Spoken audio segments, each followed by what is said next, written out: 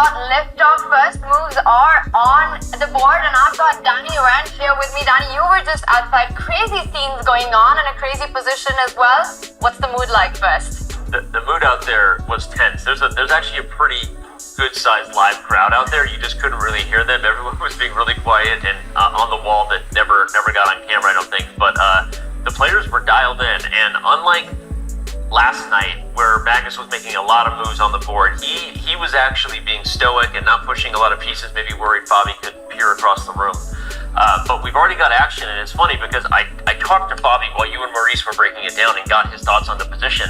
And he started with the move he said he wanted to. He thought c4 was a really crucial idea to open up the bishop on b1. Talked about how that makes black at some point want to play g6, and then maybe that'll make the dark squares weak. But what's interesting is Fabi thought a key idea for white at some point would be to rush his h-pawn and try to create an attack. And before we even went live here, Magnus already has played the move h5 as if he anticipated this, and the computer likes black already. And that's move 3, you know, they say in standard chess, Maurice, when in doubt, push the h-pawn. And we see the eval bar already saying that Magnus Carlsen is out of the opening in 3 moves with a bit of an advantage. You got to break that down for us. What's going on? Why does our silicon friend like black so much? That h-pawn, it stops on h5. I'm not letting it move ahead. But that does weaken a few squares as well. And we did see Magnus not make moves when he was analyzing the position, but I wonder how much of it was going on in his head. Because look at the clock, right? He's the one who's used more time now. Yeah. Fabi looks comfortable making his moves. He's over 60 minutes, the time that the player started with. Well, you know, I asked Fabi how he felt about this position in regards to his match chances. You got to win in order to force Armageddon. I said of all the random positions you could get, 960 of them to be exact, what does this one say to you? And he said, you know, I think this is actually gives me pretty good chances. He liked the fact that the pieces are coordinated well for a potential attack. Again, we come back to the idea that, by the way, we should note that black can actually castle on move 1. It's always fun to point out that some of the chess 960 positions allow that, but this probably isn't even a position where you want to do that, right? Castling doesn't really help black in terms of the coming maybe attack by the bishops, and it certainly doesn't solve the problem of the queen being in the corner. So I guess I'm just answering your question by calling on what Fabi said. He thinks that even though we saw that eval bar shift a little bit for black, as you pointed out, Magnus has used a lot of time. The position's back to equal, and from a practical point of view, Fabiano would be said that he likes his chances, particularly based on the starting spot of the bishops. The thing is, right, in this position, yes, you can castle with both sides in one move, just swap the rook on g1 and the king on f1, but I don't think you want that, because the opposite side, the bishops are sniping across the board on that end. You've already moved the h-pawn forward. What is the queen doing on h8? The answer is a big fat nothing to that. And I'm just wondering, Marie,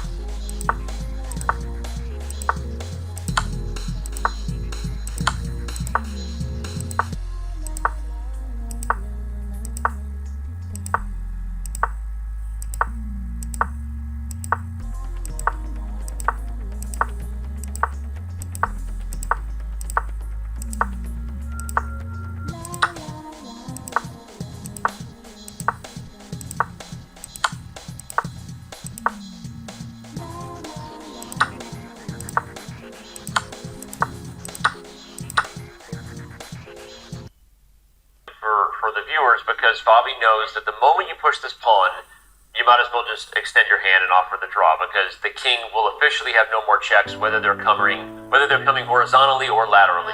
So this move keeps the hope alive and keeps the dream alive that you might have a way to shield your king from checks.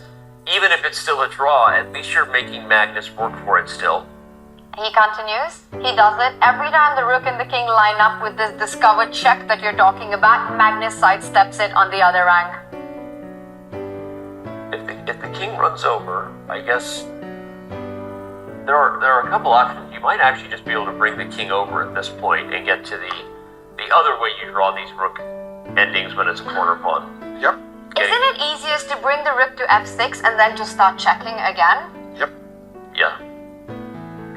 Good point. We might see that, by the way, because king c7 is on the board, so Magnus, he reaches for the rook. And indeed, he plays the line you suggested, pointing out that, once again, the king is too weak, too slow, can't quite get out of the way of checks in time.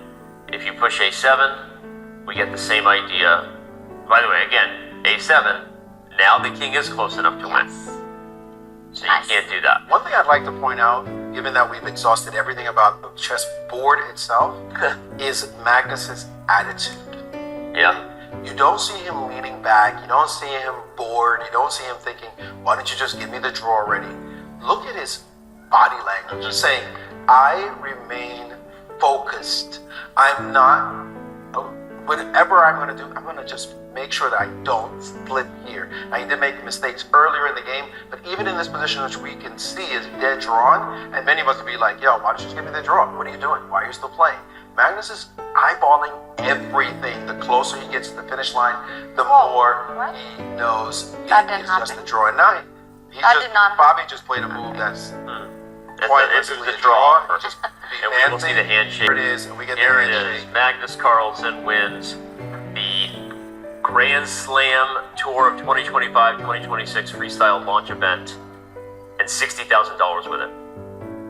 Incredible stuff. And Fabi made him sweat for this one. And he was so close. And I think, Maurice, you spoke about Magnus's focus in the very end. It's also because Magnus realized how close he came to actually messing it all up. And we see him on our screen. They're still analyzing this rook ending. And if Fabi didn't figure it out earlier, I think now he will definitely realize what a golden opportunity that was. It's the worst feeling after the game when your opponent's like, yeah, you know, you could have done this.